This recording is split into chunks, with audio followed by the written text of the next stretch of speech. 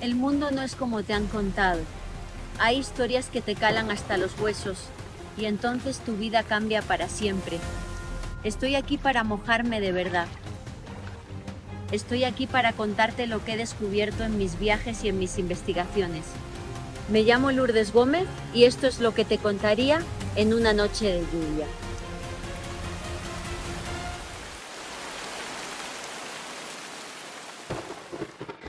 Queridos amigos, bienvenidos a Noche de Lluvia Podcast. Muchísimas gracias por acompañarnos en esta aventura del misterio, por estar a nuestro lado semana a semana para hablar de estos temas de crecimiento espiritual, de duda, para hablar de temas que nos abren la mente.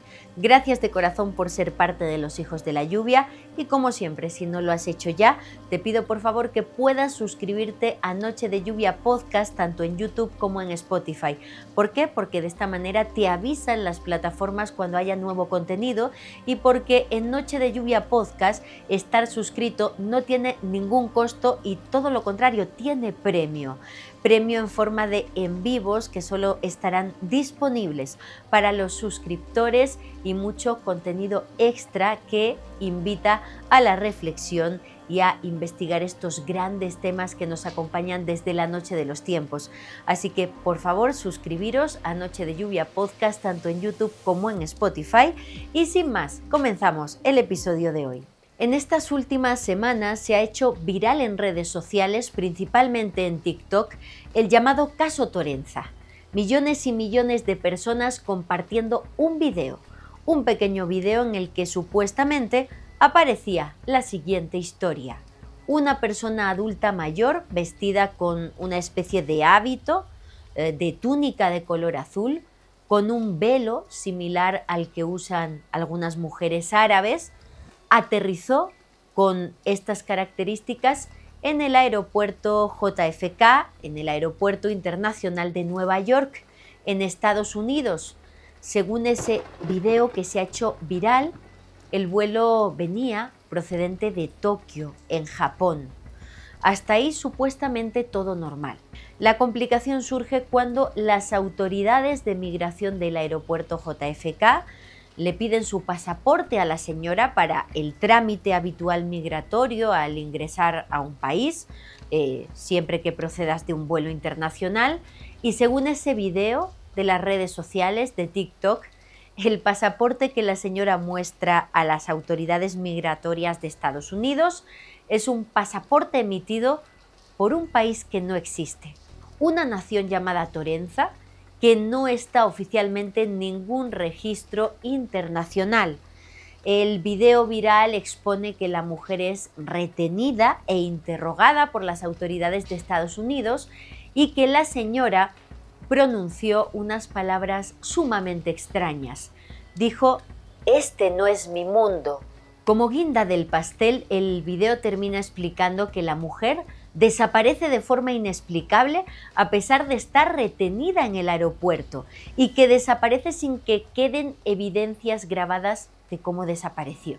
Desde luego la noticia se hizo viral, ha sido replicado este video por millones de personas, por medios de comunicación, incluso investigadores de estas temáticas nuestras de misterio que enseguida empezaron a hablar de que Torenza era un lugar real, de la aparición de Torenza en documentos históricos, de detalles sin ningún tipo de comprobación, pero ha habido medios de comunicación que sí han hecho su trabajo. En concreto, la prestigiosa agencia de información AFP, quien a través de su departamento factual se dedica a investigar la desinformación y a ofrecerle a sus lectores herramientas para defenderse de las noticias falsas. Este medio AFP pronto demostró que ninguna autoridad de Estados Unidos ni ningún profesional del aeropuerto JFK respaldaban ese video. En realidad las imágenes de la señora no son actuales como quieren hacernos creer en esta información viral, sino que han sido una creación de inteligencia artificial a partir de un video antiguo que existía, que fue filmado entre 2004 y 2005.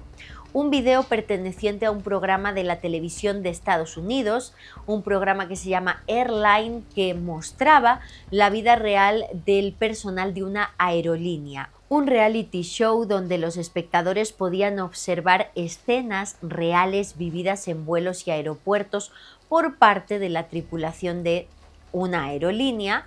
Y bueno, pues en ese reality show real aparecía esta señora.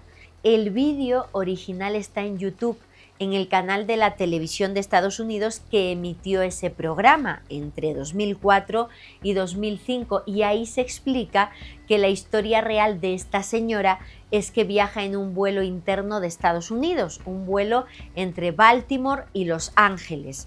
Ella no entiende inglés, se identificó como hablante de árabe y gracias a su pasaporte, pues incluso en esa grabación real, en el reality show, en el video original, un empleado de la aerolínea le pregunta: Arabia Saudita, hablan árabe, ¿verdad?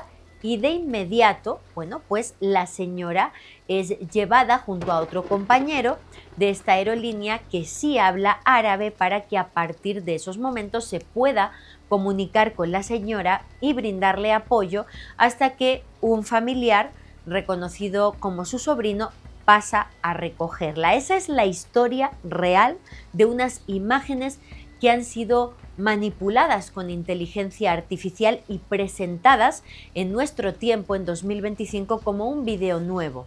En ningún momento de la grabación original se menciona la palabra Torenza, no aparece un pasaporte de Torenza y la señora no dice este no es mi mundo.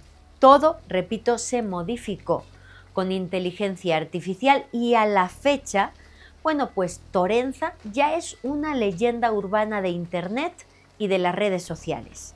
Hay páginas que aseguran que Torenza es un lugar del futuro, un lugar de un mundo paralelo o un lugar intraterreno, a pesar, repito, de que no existe ninguna base para sostener esta información.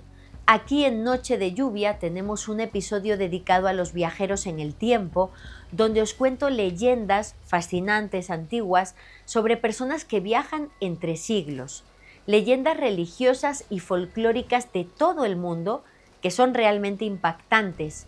Ese episodio está aquí en el canal, lo podéis ver más tarde, pero ahora os pido que os quedéis conmigo porque si Torenza, siendo una leyenda inventada con inteligencia artificial, ha causado fascinación, más fascinación causa, desde mi punto de vista, una historia real. Un lugar auténtico del continente americano que sí que tiene una base impactante de información que nos habla sobre la existencia en nuestro planeta, en nuestro mundo, de ciudades ocultas, de civilizaciones diferentes a la nuestra, compartiendo con nosotros nuestro planeta, pero en lugares y tiempos diferentes. Vamos a hablar de una ciudad tipo Torenza, pero con una base real. Vamos a verlo. Por todo el mundo perviven tradiciones de mundos intraterrenos, de civilizaciones perdidas al interior de la Tierra, de seres antediluvianos que se han desarrollado paralelamente a la humanidad, pero de forma oculta y secreta en este mismo planeta. Entidades que estarían resguardando una sabiduría diferente a la nuestra, unos conocimientos que nosotros, en algún punto de la historia, olvidamos. Son leyendas que hablan de una sociedad conocida como la Hermandad Blanca. Este término fue acuñado principalmente por la doctrina de la teosofía en el siglo XIX y tiene relación con la leyenda de Shambhala, de esa ciudad de paz y tranquilidad, según su denominación en sánscrito, un reino mítico que, según las tradiciones esotéricas, estaría oculto al interior de la cordillera del Himalaya. Se supone que la leyenda empezó en el desierto del Gobi, en el corazón de Asia Central, y después se ramificó por el mundo. Se trataría, por lo tanto, de seres que habitan al interior de la Tierra y que estarían ayudando al ser humano a través de esporádicos encuentros como los que se producen en espacios como el Cerro Uritorco en Argentina o la Zona del Silencio y la Peña de Bernal, por ejemplo, en el caso de México. En todo el continente americano encontramos la leyenda de los mundos intraterrenos, en los Andes peruanos, en el argentino Uritorco y la ciudad de Erx, y en la mítica Cueva de los Tallos en Ecuador, en la geografía de México, como digo, en espacios como Peña de Bernal, Zona del Silencio, el Valle de las Luminarias en Guanajuato o el volcán Popocatépetl. En todos estos lugares encontramos ese mito de la hermandad blanca, de seres evolucionados diferentes a nosotros, que viven dentro de la Tierra y que se manifiestan ante el ser humano para ofrecerle ayuda. Se dice que habitan varios kilómetros por debajo de la superficie terrestre y que tienen una vinculación directa tanto con el fenómeno ovni como con el llamado contacto extraterrestre. Desde el punto de vista de la existencia de la hermandad blanca, los ovnis serían cuerpos de luz de estos seres o vehículos de desplazamiento de estos seres, y en las montañas referidas habría acceso a las ciudades donde ellos habitan, cuya entrada no sería solamente física, sino también dimensional. Estos seres, como decía, según algunas tradiciones esotéricas, vendrían de épocas antediluvianas y tendrían hibridación, un pasado humano mezclado con un pasado extraterrestre, y de ahí su carácter de semidivinos o superiores a la cultura humana actual. Esto es en síntesis lo que dice la leyenda de la Hermandad Blanca. En algunos rincones del mundo existen, se asegura, el recuerdo de estos seres. He tenido la oportunidad de visitar uno de estos espacios durante un viaje de la insólita experiencia y la empresa turística especializada en misterio Volívolo, un viaje maravilloso que hicimos a Turquía. En Capadocia, una de las regiones más bellas de Turquía, una civilización casi desconocida construyó una ciudad subterránea. Solo puede existir un motivo, según los expertos, para hacer algo así: la amenaza, el miedo a algo en la superficie. Esos túneles que atraviesan decenas de kilómetros en la roca volcánica forman parte de un auténtico hormiguero a escala humana, sembrado de habitaciones, conductos de ventilación, rudimentaria megafonía, lagares, molinos, almacenes. Lo tenían ahí abajo absolutamente todo. Ahí abajo había sitio para más de 1 millón de personas si juntamos todas las ciudades subterráneas de esa zona. Llamaban al pueblo Derinkuyu, que en turco significa pozo profundo. Se cree que hay unas 200 ciudades subterráneas en esta zona de Turquía que nosotros pudimos visitar, con galerías de varias plantas que crecen pero hacia abajo.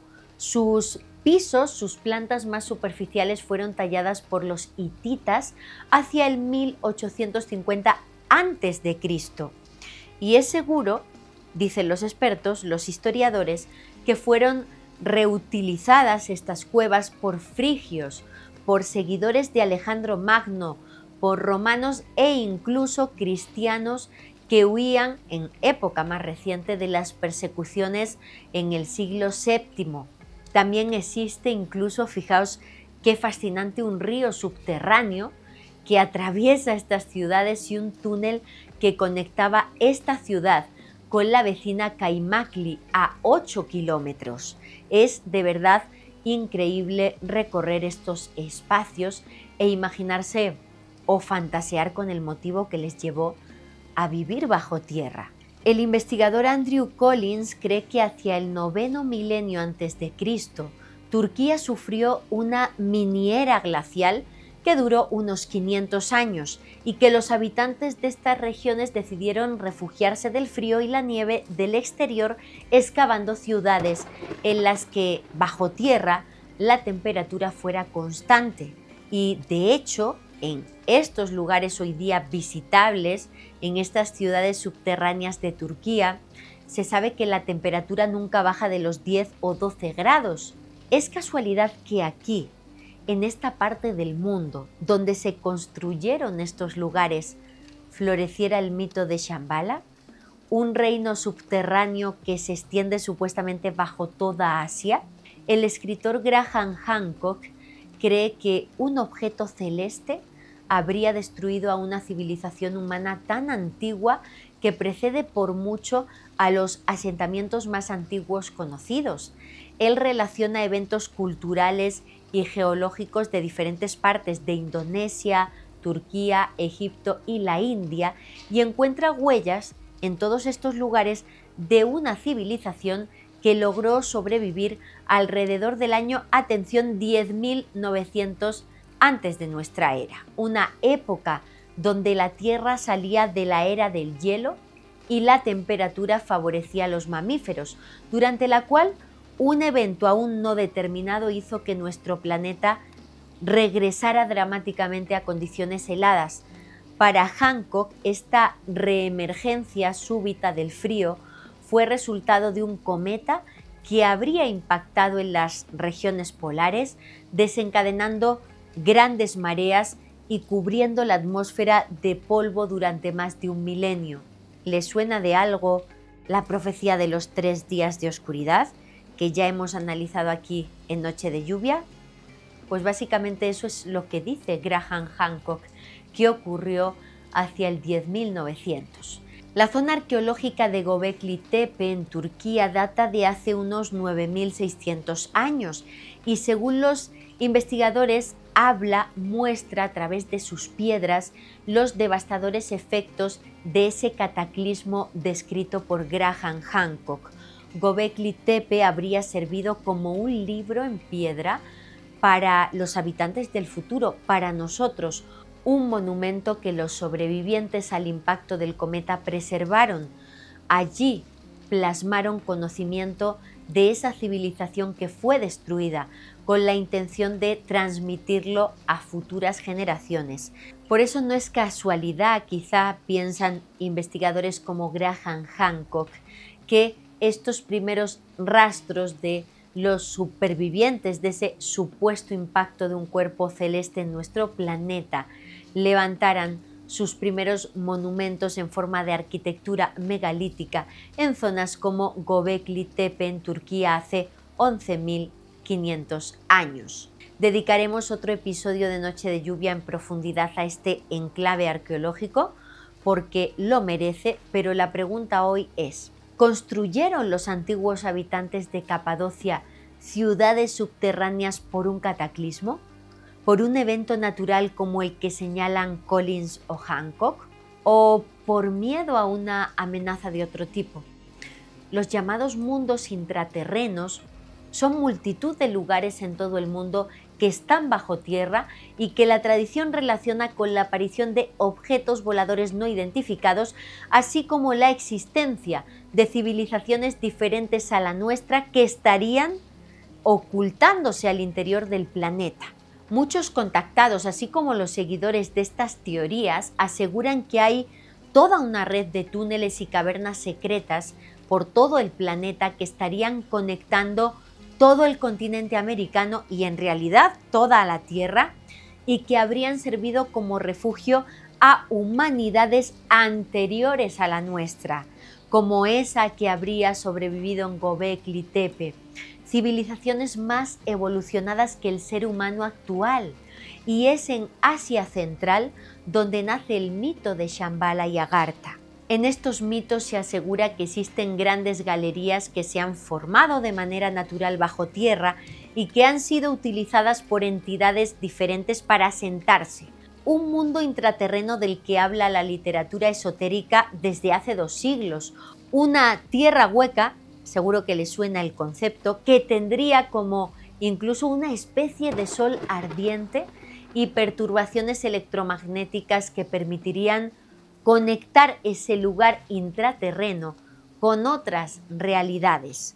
Túneles en los que sobrevivieron viejas civilizaciones que la arqueología ortodoxa considera imposibles como la Atlántida, Mu o Lemuria. Hoy en Noche de Lluvia hablamos de una historia fascinante, porque hasta ahora el secreto de esos mundos intraterrenos sigue a salvo, porque para todo el mundo son leyendas, leyendas que se mezclan con historias urbanas como la de Torenza. Son historias que no se pueden comprobar. Pero hubo un hombre, prestadme atención, hace unos años, que estuvo a punto de hacer saltar todo por los aires, que encontró pruebas de que esos mundos intraterrenos es muy posible que sean reales, que encontró pruebas físicas del saber perdido de la humanidad. Muchos hablan de la Cueva de los Tallos, pero pocos conocen su verdadera historia. Y por eso hoy en Noche de Lluvia desvelamos los secretos del tesoro oculto entre Ecuador y Perú y también Argentina, de un secreto que me emociona mucho, pero vayamos paso por paso.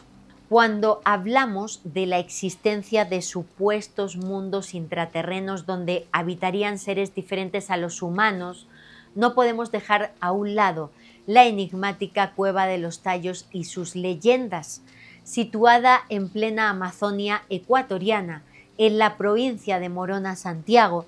Se trata de un lugar de muy difícil acceso donde es imposible llegar sin ayuda de la comunidad indígena que habita estas tierras, los Shuar, también conocidos como jíbaros. Para acceder a la cueva, que está situada en la cordillera del Cóndor, hay que descender verticalmente unos 60 metros de altura en dos fases diferentes que llevarán al explorador finalmente a los túneles que componen esta cueva. Una cueva que tiene varios kilómetros de profundidad y que no ha sido explorada aún en su totalidad. Este misterioso lugar recibe su nombre de unas aves nocturnas llamadas tallos y se volvió famoso a nivel planetario gracias a János Moritz, un investigador húngaro-argentino que llegó en 1964 a Ecuador con el objetivo de internarse en la Amazonía para buscar pruebas del pasado de la humanidad y de la vinculación del contacto entre europeos y americanos hace miles de años. Algunos afirman que Moritz pasó varios años explorando y conviviendo con las comunidades indígenas, ganándose el respeto de los chamanes y líderes de estos pueblos, quienes habrían sido fundamentales en el gran descubrimiento llevado a cabo por este investigador. Según una de las fuentes de esta historia, Guillermo Aguirre, autor del lírico y profundo Vida de Julio Goyen Aguado, fue en 1965 cuando János Moritz o Juan Moritz tiene un encuentro trascendental con los llamados indios colorados de Santo Domingo en Ecuador. Moritz consiguió comunicarse con ellos, atención, con éxito, hablando el magiar, el idioma húngaro de la zona europea de la que provenía Moritz. Los indígenas ecuatorianos interpretaron esa llegada de Moritz y el hecho de que se pudieran comunicar con él en su idioma europeo como el cumplimiento de una profecía, y le enviaron con los líderes de la comunidad Shuar, los responsables de llevarle hasta una entrada de la Cueva de los Tallos, una de las diversas que existen. Según afirmó Moritz a la vuelta de este viaje a su gran confidente y amigo, el espeleólogo argentino Julio Goyen Aguado, los Shuar tenían miedo a internarse en la cueva. Conocían bien las entradas, pero no los tesoros ocultos de la Cueva de los Tallos.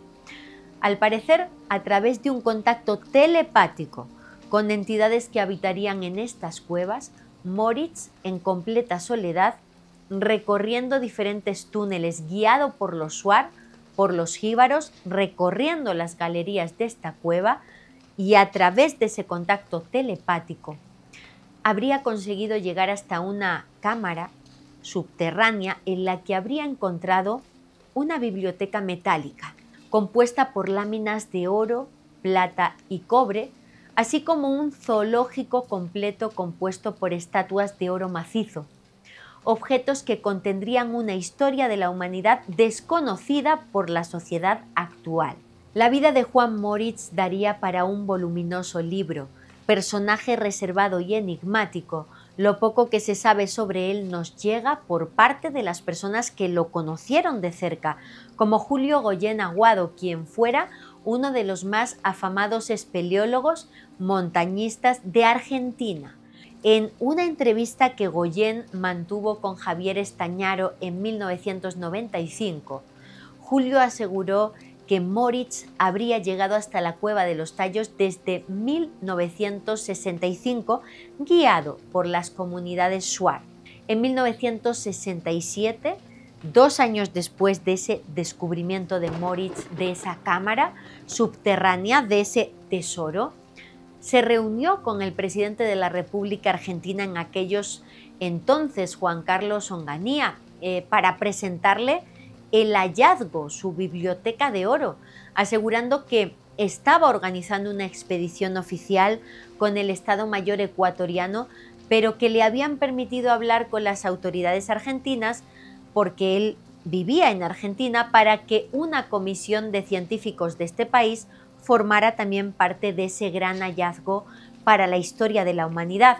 Sin embargo, tras meses esperando una respuesta que nunca llegó, decidieron recurrir a la iniciativa privada. Más en concreto, Moritz y Goyen hablan con una institución religiosa con la que en su momento tuvo vinculación Julio Goyen. Estamos hablando de los mormones.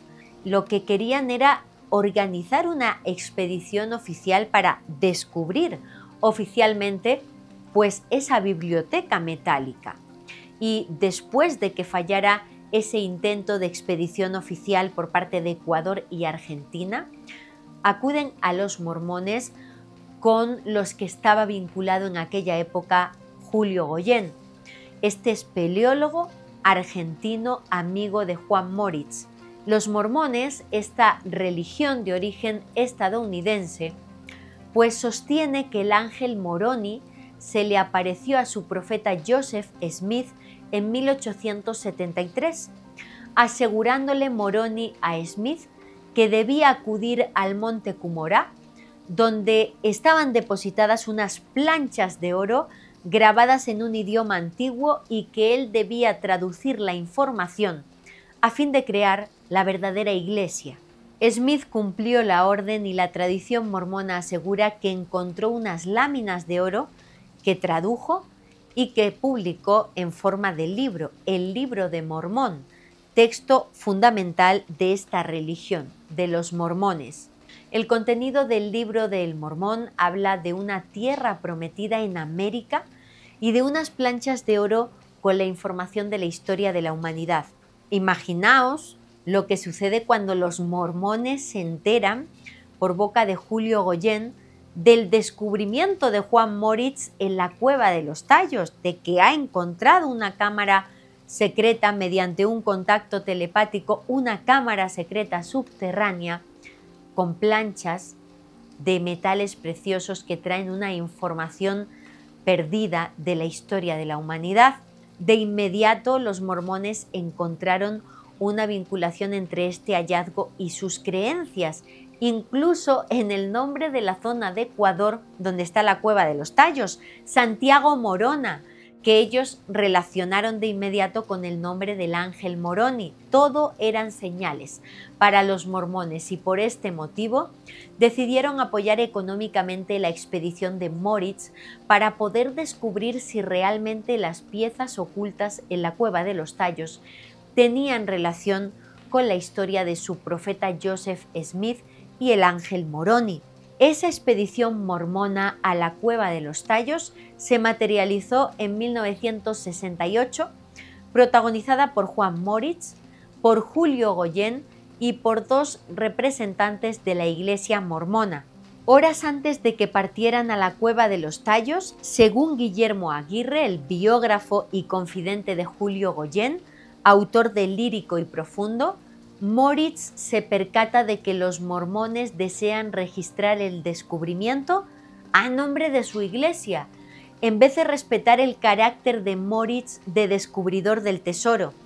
y este hecho produjo un giro inesperado en los acontecimientos y determinó por completo toda la historia conocida hasta la fecha de la Cueva de los Tallos. ¿Qué ocurre cuando Moritz descubre que los mormones se quieren apropiar del descubrimiento? Pues decide no guiar a esos representantes mormones hasta la cámara con los objetos de oro. Aún así, según confesó en 2006 Guillermo Aguirre, muchísimos años después, cuando Juan Moritz y Julio Goyen ya habían fallecido, respetando la confidencialidad que ambos adoptaron en vida, Juan Moritz sí que quiso mostrarle el tesoro a la única persona que confió en él y le apoyó desde el principio hasta el final, Julio Goyen. Con la excusa de organizar la llegada de los mormones con los Shuar, para que estos se mostraran pacíficos y abiertos a los nuevos visitantes, Goyen y Moritz, según, repito, Guillermo Aguirre, el biógrafo de Goyen, se adelantan a los dos mormones que habían llegado. Se adelanta y son capaces de estar a solas, los dos, Goyen y Moritz, en la Cueva de los Tallos del 15 al 17 de febrero de 1968. Moritz llevó a Julio Goyen hasta la entrada de la cueva por la que él accedió a la Cámara del Tesoro. Y Julio le confesó a Guillermo Aguirre, el autor de Lírico y Profundo, de esa biografía de Julio Goyen donde se cuenta por primera vez esta historia, que Juan Moritz había realizado marcas en las paredes de piedra de la cueva que eran la guía para poder llegar hasta la biblioteca de oro. El guía Shuar que les había acompañado se quedó a la entrada de la cueva. Solo ellos, a solas, siguiendo esas señales de Moritz en las paredes de la cueva, llegaron hasta el gran descubrimiento. Fueron minutos en los que Julio Goyen se convirtió en la única persona a la que Moritz guió hasta la verdad de la Cueva de los Tallos, una visita en la que pudo ver Julio Goyen la biblioteca de láminas de oro, plata y cobre y el zoológico con animales de oro de todos los continentes. Aseguran que tuvieron que abandonar la cueva rápidamente.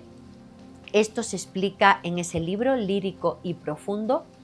Abandonaron precipitadamente la cámara porque la entrada por la que ellos entraron a la Cueva de los Tallos quedaba cubierta bajo las aguas de un río en determinados momentos del día. Goyen aseguraba que aunque accedieron a la cueva por una entrada situada en Ecuador, él estimaba que por lo que habían caminado en su interior, cabía la posibilidad de que la Cámara del Tesoro estuviera situada bajo suelo peruano. Julio Goyen respetó durante toda la vida la verdad del descubrimiento de Moritz. Guardó silencio sobre lo que había visto. Solo le contó la aventura a su confidente, a Guillermo Aguirre, quien les habría ayudado a resguardar en Argentina las únicas pruebas físicas existentes sobre la veracidad del descubrimiento de Moritz, una fotografía y algunos objetos extraídos de la Cueva de los Tallos a espaldas de los Shuar, como por ejemplo alguna lámina de esa biblioteca. Entonces es fascinante porque hasta ahora la historia que sabemos de la Cueva de los Tallos es que Juan Moritz intentó llevar a diversas expediciones, pero que a ninguna le mostró su descubrimiento y por tanto quedó como un mentiroso ante el mundo. Y es a raíz del fallecimiento de Julio Goyen, de este espeleólogo tan importante de Argentina, que su biógrafo, cumpliendo una de sus últimas voluntades, publica ese libro Lírico y Profundo, donde Julio Goyen, ya después de haber fallecido, confiesa que él es la única persona que puede decir que de verdad vio ese descubrimiento y que Juan Moritz no mentía. En el libro de Guillermo Aguirre, la biografía de Julio Goyen, Lírico y Profundo, De hecho, se comparten algunas fotografías, supuestamente las únicas fotografías reales de objetos de la Cueva de los Tallos. El libro no dice claramente cuál es la foto clave, pero compartimos aquí esas fotografías enigmáticas que Guillermo Aguirre, biógrafo de Julio Goyen, comparte en su libro Lírico y Profundo, porque entre estas fotos está una prueba real, un objeto real de la Cueva de los Tallos, de ese tesoro, de esa biblioteca perdida de la humanidad. Y continuando con nuestra historia, finalmente solo un representante de los mormones acudió a esa expedición, Jim Avril Jesperson, a quien Moritz guió hasta la Cueva de los Tallos, ya después de haberla visitado a solas con Julio Goyen. Después de eso se vuelven a reunir con Jesperson, se encuentran con él en esta zona de Ecuador y Moritz le guía hasta la Cueva de los Tallos, pero no hacia esa entrada por la que entró con Julio Goyen, que es una entrada que está cubierta de agua ciertas partes del día. Guía al mormón hacia la parte de la Cueva de los Tallos que todos conocemos y que muchos investigadores han visitado posteriormente, esa por la que hay que descender 60 metros, pero no lo guía hasta la Cámara del Tesoro, lo que produjo una gran decepción para los mormones y el inicio del rumor que ha persistido desde entonces, que Juan Moritz mentía sobre su descubrimiento. Y a pesar de la decepción de Moritz con el gobierno argentino y con los mormones, él intentó probar suerte también con el gobierno de Ecuador a fin de que alguien pudiera realizar una expedición científica oficial que le titulara a él como descubridor del tesoro, pero que éste fuera considerado como un bien de toda la humanidad y arrancar la promesa en las autoridades de que las piezas no se moverían de la cueva. Así las cosas, en 1969, Juan Moritz aparece en la ciudad ecuatoriana de Guayaquil, en el despacho del abogado Gerardo Peña Mateus, asegurándole que había descubierto un mundo subterráneo donde nuestros ancestros se ocultaron hace milenios, adaptando el espacio y sobreviviendo bajo tierra. Moritz hablaba de la Cueva de los Tallos y le explicó al abogado que con ayuda de la comunidad Shuar de los jíbaros había estado en una galería subterránea que tiene 7 entradas diferentes, donde se resguardaba una biblioteca de oro compuesta por planchas grabadas que contendrían la verdadera historia perdida de la humanidad. El abogado Peña Mateus le ayudó a Moritz a registrar su descubrimiento y el 8 de julio de 1969 fueron recibidos por el presidente de Ecuador, José María Velasco Ibarra. De aquella reunión nace el compromiso de hacer 2 expediciones oficiales. La primera de ellas para constatar la existencia de la cueva de la que habla Juan Moritz y la segunda para que Moritz llevara al presidente de Ecuador ante la fascinante biblioteca metálica. El 26 de julio de 1969 se inició la primera de las expediciones planteadas. Guiados por Moritz, durante días caminaron por la selva, en unas jornadas difíciles porque los miembros de la expedición dudaron en muchos momentos de las palabras de Moritz. Después de semanas deambulando por la Amazonía, consiguen por fin dar con la entrada a la Cueva de los Tallos. Y aquí se demuestra en un primer momento pues que el lugar existía. La comitiva descendió hasta su interior y pudieron constatar elementos enigmáticos como grandes rocas que parecían pulimentadas y un gran dintel que a primera vista parecía haber sido realizado por el ser humano a decenas de metros de profundidad. Al día siguiente, parte de la expedición salió de la cueva para iniciar con la segunda fase del plan, llevar al presidente de la República hasta la cueva para que Moritz le mostrara la biblioteca de oro. Moritz se quedó en la cueva con varias personas, esperando la llegada del presidente Velasco Ibarra. Sin embargo, pasaron semanas y nadie llegó al encuentro con Moritz. Ante tal situación, regresa Moritz a Guayaquil y aunque se dieron nuevas reuniones con el presidente Velasco Ibarra, la segunda expedición jamás se llevaría a cabo, lo que supuso otro punto de oscuridad en esta historia, ya que Moritz no deseaba mostrarle la biblioteca a cualquiera. Quería que se realizase, como decíamos, algo oficial, con garantías de que las piezas no fueran a venderse o a moverse de ese espacio y asegurándose de que este descubrimiento sirviera a los intereses, al conocimiento de toda la humanidad.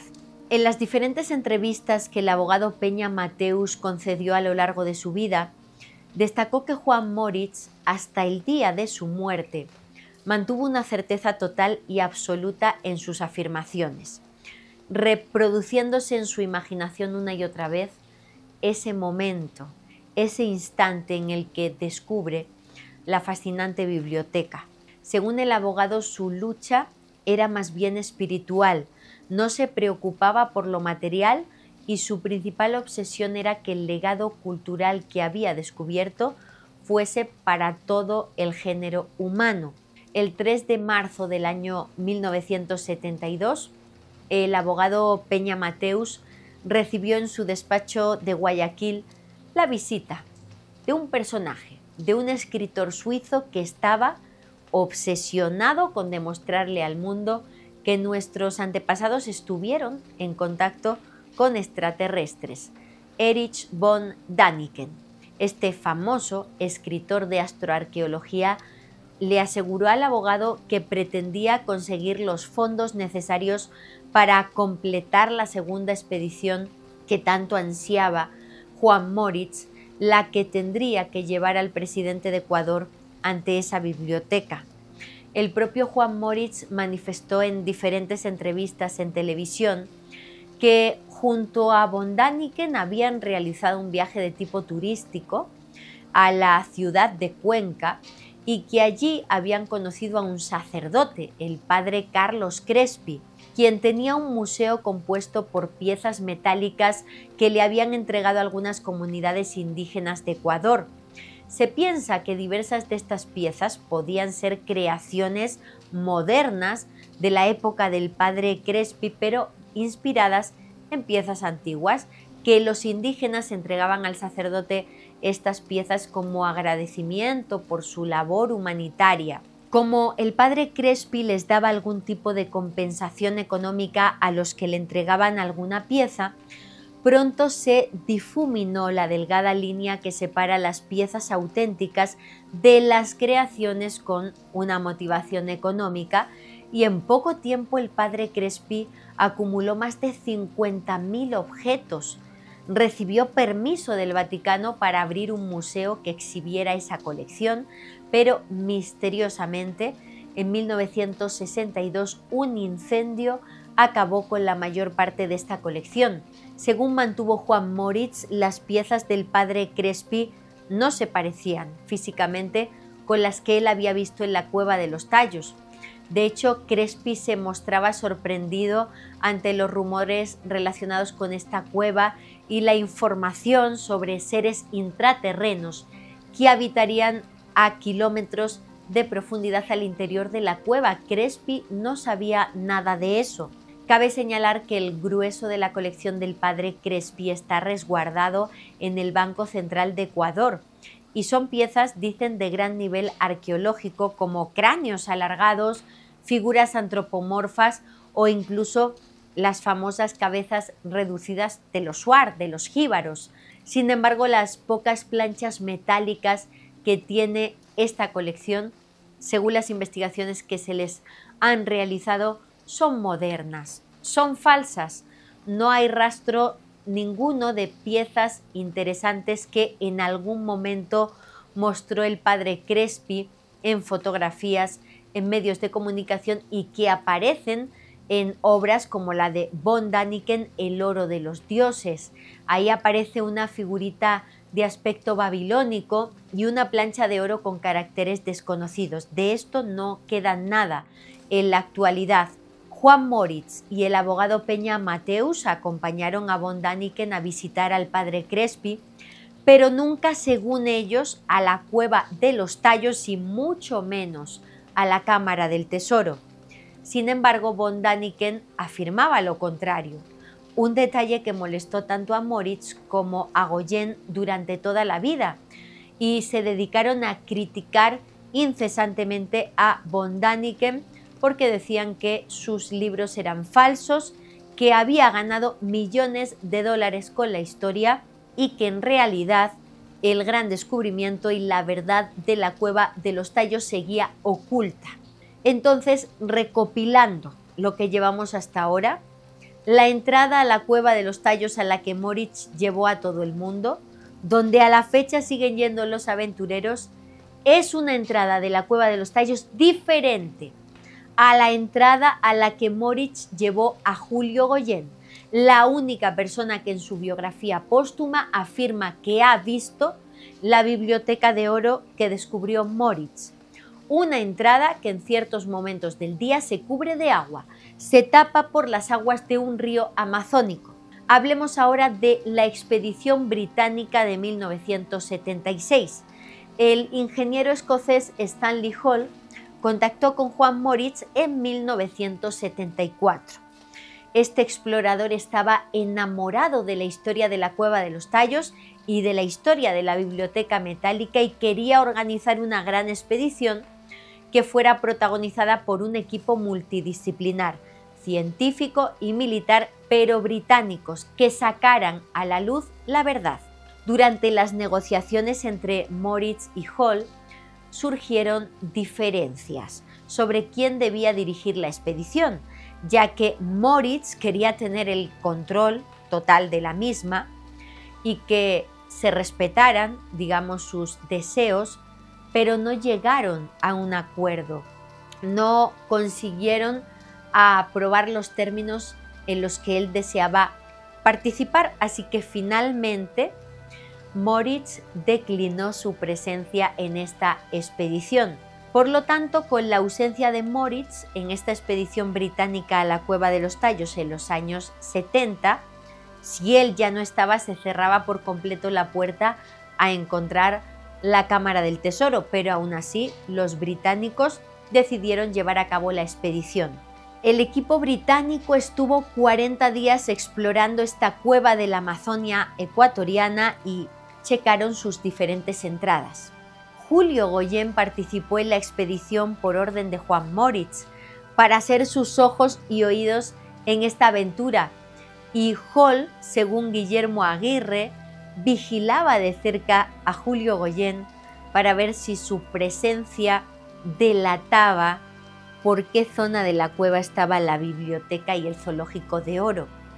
Y a pesar de que el equipo británico estuvo por más de un mes explorando la cueva de los Tallos, Hall, Goyen y el presidente de honor de la expedición, el astronauta Neil Armstrong, solo estuvieron unas horas en las cuevas, por supuesto sin acercarse en ningún momento al tesoro, ni accediendo a la cueva mediante la entrada por la que Moritz y Goyen habían accedido en el 68.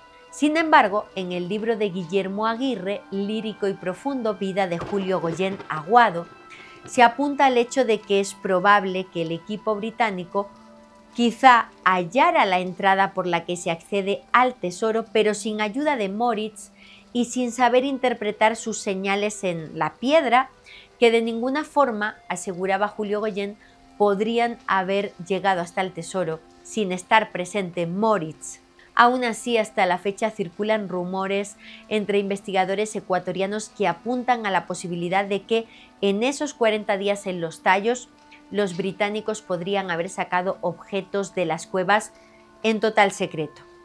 Según Guillermo Aguirre, Moritz y Goyen sintieron, debido a todos estos intentos frustrados de mostrarle al mundo la verdad de la biblioteca de oro, sintieron que parecía no ser el momento para este descubrimiento de la humanidad, y por eso y ante el conocimiento que Moritz habría adquirido con explosivos en el sector minero. Esto es importante porque hay que aclarar que Moritz encontró yacimientos de oro en Ecuador y se volvió muy rico. Él no necesitaba el dinero por el descubrimiento, digamos, de la biblioteca. Entonces, con esos conocimientos mineros, dice Guillermo Aguirre, en Lírico y Profundo, que Moritz habría accedido hasta la cámara con la biblioteca de oro y usando explosivos habría cegado la entrada.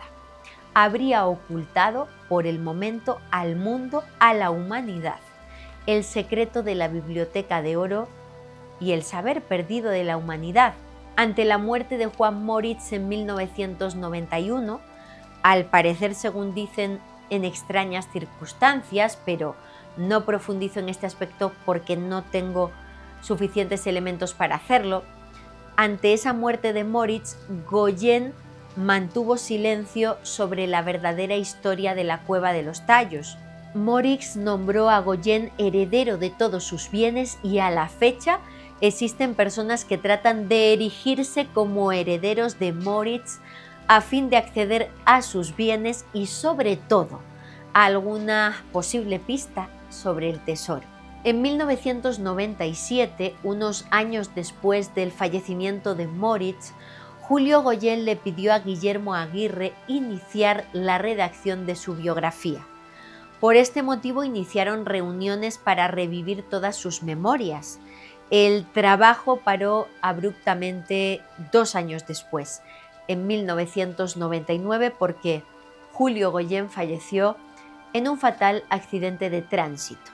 Ante el conocimiento de que era el deseo de su amigo de revelar la verdad sobre su implicación y la de Moritz en la Cueva de los Tallos, Guillermo Aguirre decide publicar su biografía en 2006, dando a conocer todos los secretos que Goyen le confió sobre su aventura y explicando que, atención, en cajas de seguridad de un banco de Buenos Aires permanecían y posiblemente permanecen los objetos de la Cueva de los Tallos que sacaron de esa cámara y el mapa a la cámara del tesoro, el mapa para llegar a esa biblioteca perdida. He reducido de la mejor forma que he considerado posible los inicios de la leyenda de la Cueva de los Tallos. Sin embargo, es una historia que en sí da para varios libros y vamos a centrarnos a continuación en esa supuesta presencia de entidades ajenas a nuestro mundo en este lugar a medio camino entre Ecuador y Perú. En el propio relato de Juan Moritz y Julio Goyen aparece la creencia en unos seres que habitarían 1 kilómetro al interior de la Cueva de los Tallos y que serían custodios de ese tesoro sobre los orígenes de la humanidad y de las distintas civilizaciones que han pasado por el planeta, y que estos les habrían guiado, estos seres, telepáticamente hasta la biblioteca. Se cuenta igualmente que los shuar, los jíbaros, temen a estos seres, por eso no se meten a la cueva. Unos seres que incluso estarían molestos con los shuar, con los jíbaros, porque estos indígenas cazan tallos, que son las aves que dan el nombre a la cueva y que son usadas por los indígenas para obtener aceite. Hay testimonios shuar que hablan de seres que se les aparecen cuando cazan algún tallo, seres que les piden que liberen a estos animales. Y también existe la leyenda de que el sonido agudo que producen los tallos cuando alguien entra en esa cueva serviría para alertar a estas entidades sobre la presencia de seres humanos en sus dominios, en su mundo intraterreno. Hemos tenido en la insólita experiencia la oportunidad de entrevistar a un contactado ecuatoriano que es guía de la Cueva de los Tallos, Nelson Pineda, quien en conversación con mi esposo, con Johanan Díaz Vargas, le aseguró: en la Cueva de los Tallos hay túneles gigantescos que conectan todo el continente americano. Hace milenios desaparecieron algunos continentes, pero en estos túneles permanecieron los sobrevivientes. Se dice igualmente que las galerías subterráneas americanas son una base de entidades ajenas a nuestro mundo. Los tesoros asociados a la Cueva de los Tallos están custodiados por seres intraterrenos. En el año 2010 fui invitado por entidades intraterrenas que se hacen llamar la Hermandad Blanca. Tuvimos un encuentro programado en la Cueva de los Tallos. Escuchamos sus cantos, parecido a los cantos gregorianos, y los vimos como si fueran una holografía, una proyección.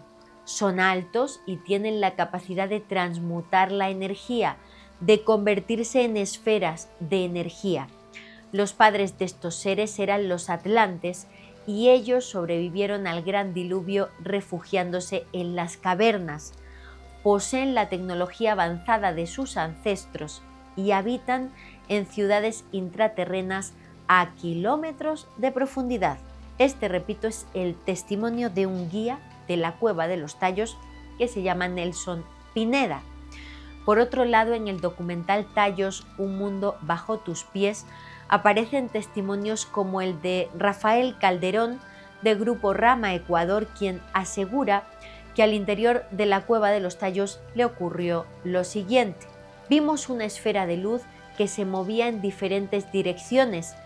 Allí hay dos puertas de acceso al mundo subterráneo, una física y otra de luz, donde te puedes proyectar al interior.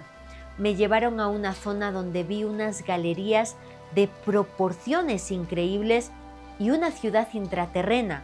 Me invitaron a ingresar para grabar en mí la historia de esa ciudad. Por su parte, Ricardo Lara, del Instituto Gnosis Ecuador, dice: allí dentro nos dieron la bienvenida muchas luces. Eran seres que habitan ahí.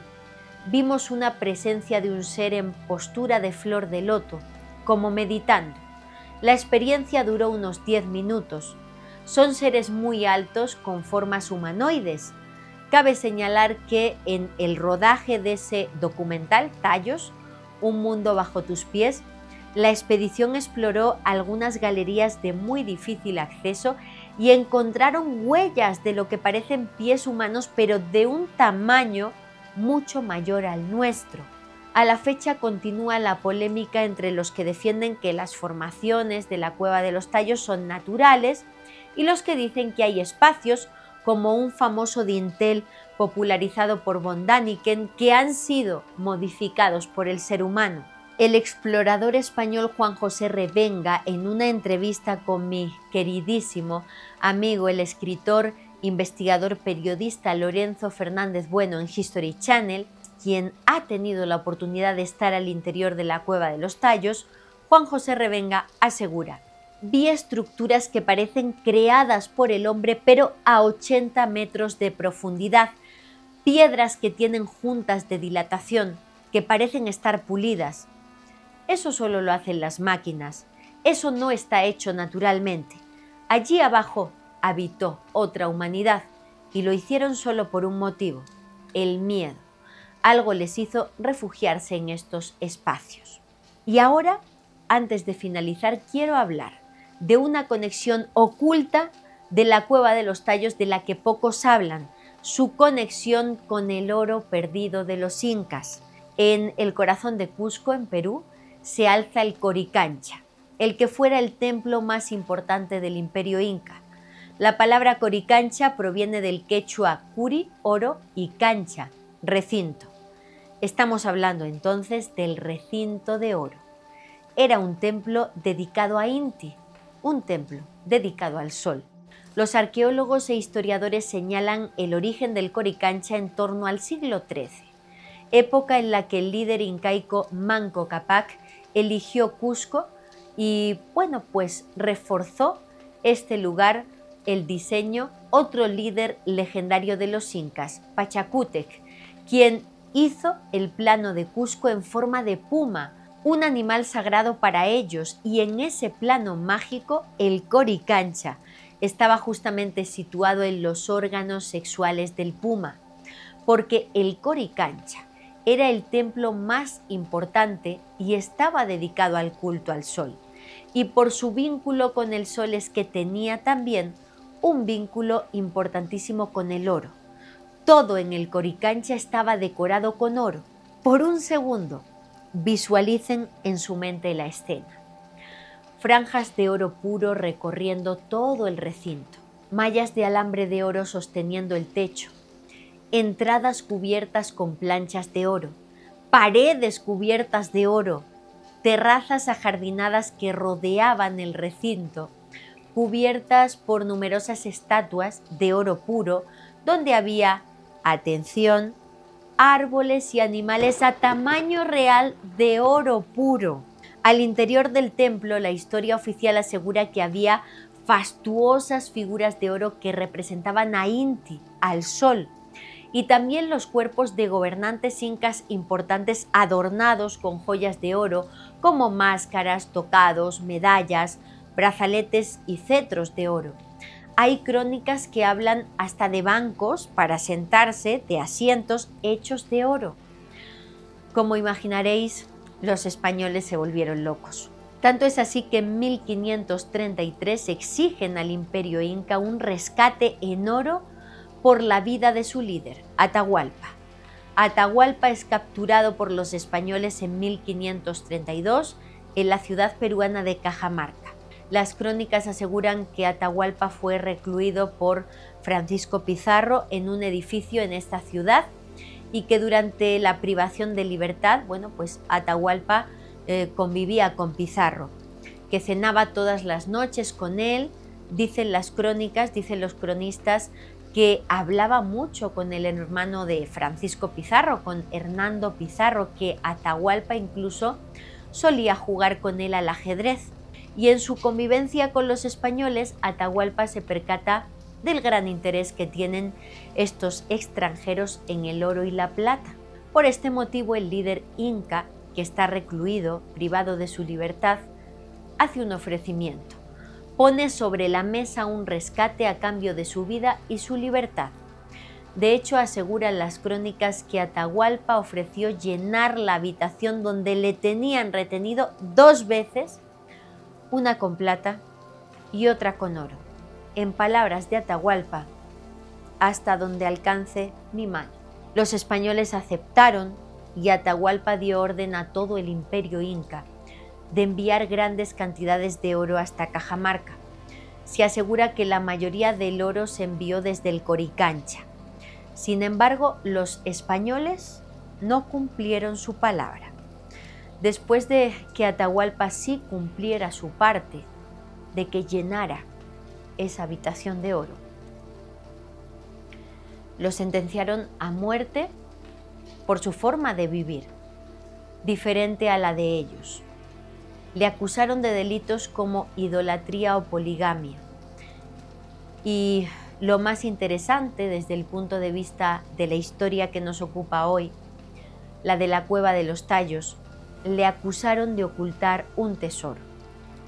Con mucha crueldad, los españoles le conceden 2 opciones a Atahualpa: ser bautizado como cristiano y luego ahorcado, o ser quemado vivo.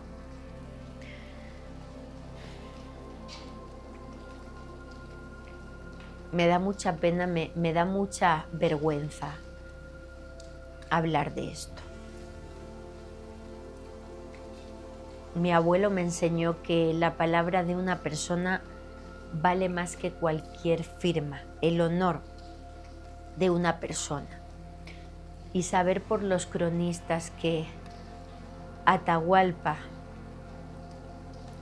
ofrece el llenarles una habitación de oro para ser liberado y que estos acepten, que Pizarro aceptara y que luego acabaran con él, me avergüenza mucho y me duele en el alma, lo lamento mucho. Ante esas 2 opciones que le dan, ser bautizado como cristiano y luego ahorcado o ser quemado vivo, decide Atahualpa la primera opción y lo bautizan, le quitan hasta su nombre, lo bautizan con el nombre de Francisco. Y todavía tienen los cronistas la desfachatez, como Pedro Pizarro en su crónica, de decir que Francisco Pizarro lloró por la muerte de Atahualpa escribiendo en la crónica: yo vi llorar al marqués. Hoy en día en Cajamarca, Perú, uno de los principales enclaves turísticos es el llamado Cuarto del Rescate, el recinto que es considerado por los historiadores peruanos el lugar donde se mantuvo prisionero al Inca Atahualpa, el lugar en el que pasó los últimos días de su vida recluido entre el 16 de noviembre de 1532 y el 26 de julio de 1533, el lugar que se llenó con oro y plata del Coricancha. A la fecha, los expertos estiman que el rescate de Atahualpa ascendió a un valor actual de unos 350 millones de dólares. Y acabaron con él, les dio igual. Pero dice el refrán que la venganza se sirve en plato frío. Y la traición que cometieron con Atahualpa no quedaría impune. Los españoles aseguraron que Atahualpa ocultaba un tesoro. Ya hemos hablado de todo el oro, que se estima incalculable, que había en el Coricancha antes de la llegada de los españoles. Y hablaremos ahora de la tradición que asegura que los españoles solo vieron una mínima parte de ese oro, que la mayoría fue escondido, ocultado. Cuando los españoles se hacen con el imperio incaico, el Coricancha prácticamente lo tenían destruido. Con lo que quedaba del Coricancha empiezan a construir sus casas y sus iglesias. En concreto, construyen en el Coricancha el actual convento de Santo Domingo. Y del oro del Coricancha no había ni rastro. ¿Dónde estaba el oro del Coricancha? A la fecha, la arqueología peruana reconoce la existencia de chincanas, que es el nombre que reciben túneles, pasadizos subterráneos que unen puntos como el Coricancha y el impresionante lugar ceremonial Sacsayhuamán, a las afueras de Cusco. El término chincana significa laberinto en quechua y se utiliza para describir las rutas subterráneas creadas por los incas. Hasta la fecha, los arqueólogos han encontrado diferentes ramificaciones de estas chincanas, lo que les lleva a pensar que estos laberintos podrían haber tenido un propósito más allá de lo ceremonial, como el transporte de bienes o la comunicación estratégica. Lo que hoy es una realidad arqueológica ya estaba presente en las crónicas antiguas. Hay un documento del año 1600 del llamado cronista anónimo jesuita que describe una cueva profunda que conecta Sacsayhuamán con el Coricancha, pasando bajo la ciudad de Cusco. Por su parte, Garcilaso de la Vega, en sus comentarios reales de los incas, hizo referencia a calles y alamedas subterráneas que unían la fortaleza y el templo, extendiéndose hacia la profundidad de los Andes. Estos datos históricos son vitales para entender las leyendas que circulan por Cusco, leyendas que hablan de españoles enloquecidos en busca del oro del Coricancha, que se meten por entradas a túneles en Sacsayhuamán y aparecen meses después desnutridos y deschavetados, locos, apareciendo por una entrada secreta al Coricancha, portando alguna pieza de oro que encontraron en esos túneles y que no saben cómo volver al tesoro. En este punto de la historia, os recuerdo la impresión de Julio Goyen, que aparece en el libro Lírico y Profundo, al estar en presencia de la Biblioteca de Oro de la Cueva de los Tallos. Dijo que entraron por una entrada ecuatoriana, pero que por lo que habían caminado era posible que estuvieran bajo suelo peruano. Os recuerdo que Julio Goyen, en su relato póstumo, a través de su biógrafo Guillermo Aguirre, habla de que en la biblioteca, además de planchas, había estatuas de animales de oro puro. Exactamente igual que en el Coricancha. Toda leyenda, por más remota y perdida que sea, tiene una base real. En mis viajes a Perú, en mis lecturas sobre este tema, con el paso de los años he llegado a la conclusión de que la leyenda del oro perdido de los incas y la leyenda de la Cueva de los Tallos están profundamente conectadas. Y sé que la verdad aguarda oculta en guardianes de la tradición incaica, en herederos con llaves y números de acceso a cajas privadas de bancos argentinos. La verdad sigue ahí oculta y no tengo claro que tenga que ser revelada. No, todavía no. En este mundo cruel, lleno de guerras, no. Todavía no nos lo merecemos. Gracias de corazón por haberme acompañado en esta emisión de Noche de Lluvia. Recordad que estoy aquí para mojarme de verdad, que estoy aquí para contaros lo que he descubierto en mis viajes y en mis investigaciones. Me llamo Lourdes Gómez y esto es lo que te contaría en una noche de lluvia. Hasta la próxima.